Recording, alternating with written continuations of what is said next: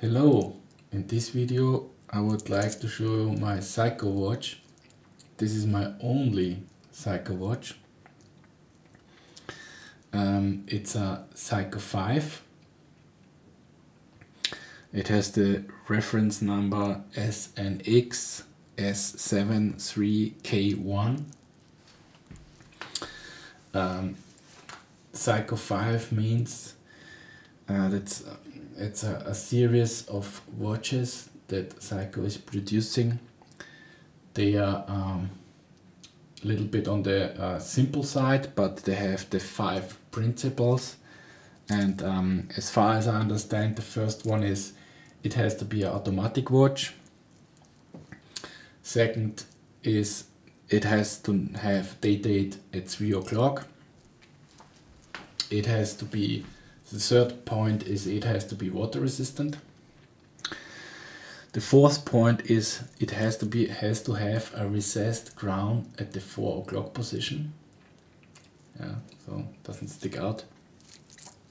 And number 5, the case and the bracelet or band has to be durable.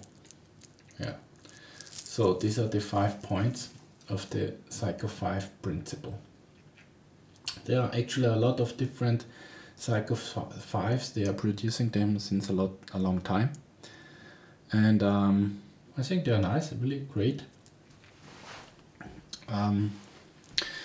This particular model has the movement, the Seiko movement 7526C in it.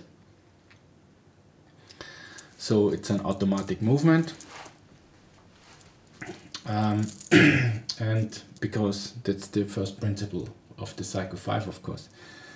So on the dial we see Seiko and 5 applied and automatic printed. The dial has sunburst in silver sunburst. The indices are applied with Lume. The hands also have Lume applied.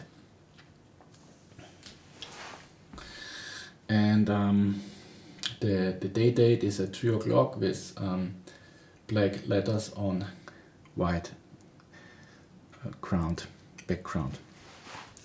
If we have a look at the Lume, that's what the Lume actually looks like. It's quite a strong Lume. It has a greenish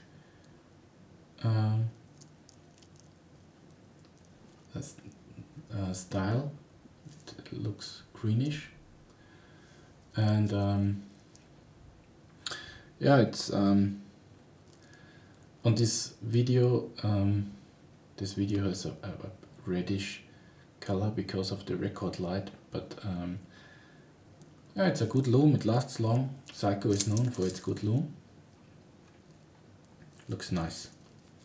So let's have a look at how the date is changing. So it's changed slowly.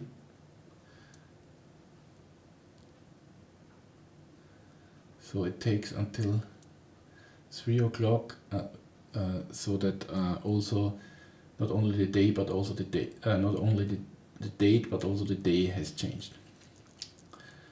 The crown is easy to pull out. It has 2 steps. First step for date, second step for clock time. It's push-pull.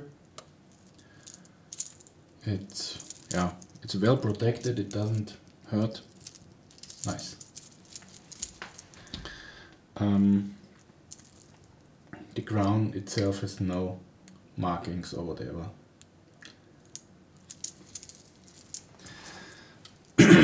The case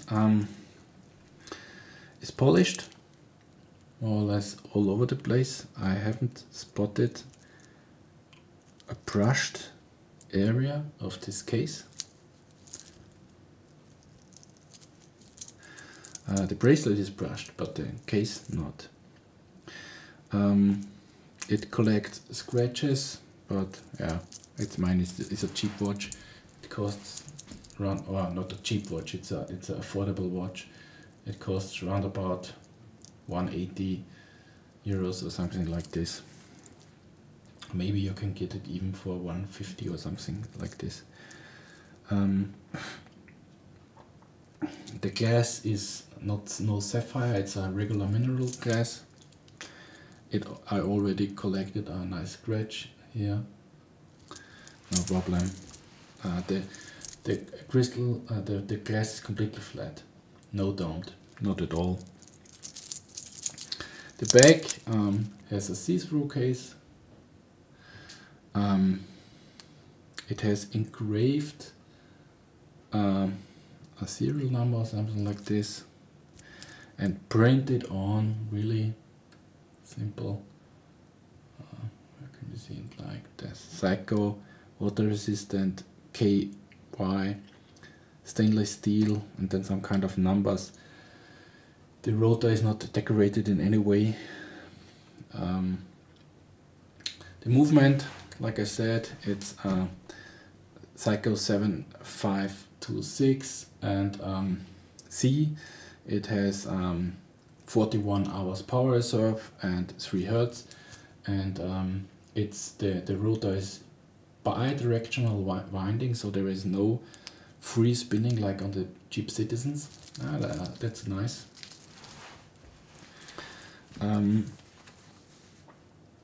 So the watch is light. I don't know exactly what's the weight of it. I would guess something about 100 grams or something like this. I haven't weighted it, but it feels light. It's not a burden at all. So it has the diameter of 37 millimeters. I have a 7-inch wrist, so that's how it looks like.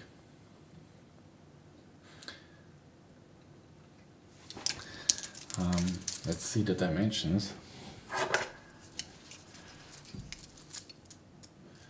So let's check it. Dimensions. Dimension 37 millimeters diameter. Check. A height of 11.5 millimeters, more or less, or 11.6 millimeters height. High. Lug to lug, important. We have lug to lug of 41.5 and lug width of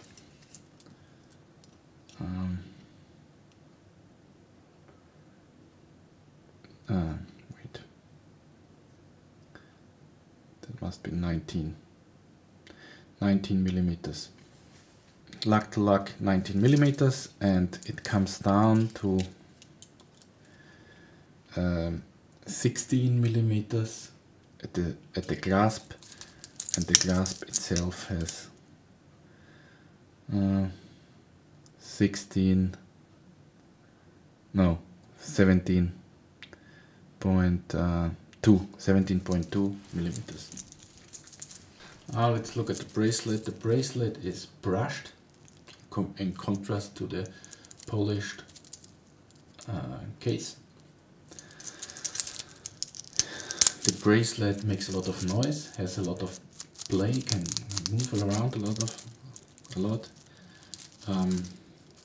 It does not protrude out of the lugs.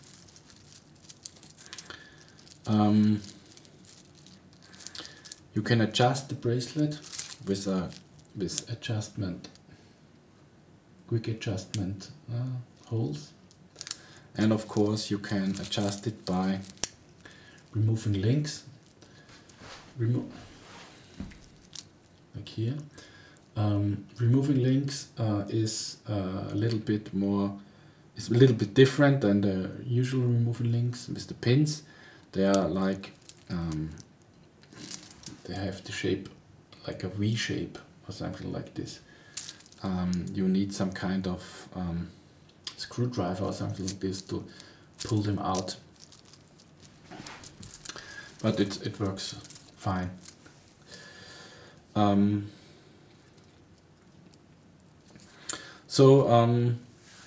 Why did I get this watch? I got it because it's more or less a homage to 36mm Rolex Rolex Datejust. And if you look up the pictures, Datejust silver dial 36mm, you will be amazed how similar it is, especially the shape, the hands and the indices, the shape of the hands and the shape of the indices, the proportions of the area with lume and without lume, and the shape and size of the second hands. It's really very obviously a homage to the Rolex. The kind of sunburst is the same, the size very similar, 36 to 37. The lume with this cold color, the general shape and proportions of the case. It's not 100% the same, especially in the profile it's different, but when you look it from in front, it's really the thickness of the bezel, the overall shape and proportions. It's very similar. Also the bracelet which comes down and the shape and proportion of the clasp, this kind of boxy shape. It's obviously a homage to the Rolex, and they priced it on the very cheap end, so they don't get problems with Rolex, I guess. If this would be a model with high quality, like 1,000 euros or something like this, then I think Rolex would have to speak to Seiko something. But so there is no competition between a 100 euro watch, which feels like a Casio, basically, especially the bracelet feels like the 30 euro Casios. The case itself, it's obviously cheap metal, it's if you look closely at the back and everything, it's obviously a cheap watch, but nevertheless the wearing experience, the way it looks on the wrist, the way when you look at the watch, I got it because I wanted to know if this kind of watch, 36mm silver sunburst Datejust, if this is something I could imagine for myself. And I was surprised that I actually liked it, because it's a very small watch, unusual. It was 37mm first. I mean, today 37mm is small. Back in the days it was actually a big watch. 36mm was a big man's watch in the, I don't know, 50s or 60s or something like this. Now it's considered small, but I have the feeling the watches will get small again. More and more big brands coming up with smaller versions of their existing models, and I think the whole industry now will move again to smaller sizes. They never updated the size of the movements, you know.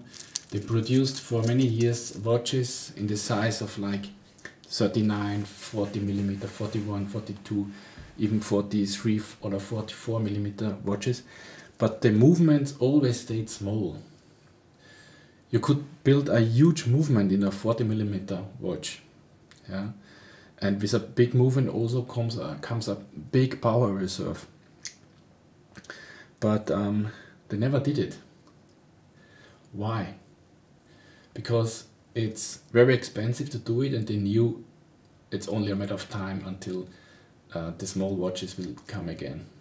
And I think in the next 10 years we will see the return of the 36mm or maybe even 34mm men's watches. Okay, thank you, bye.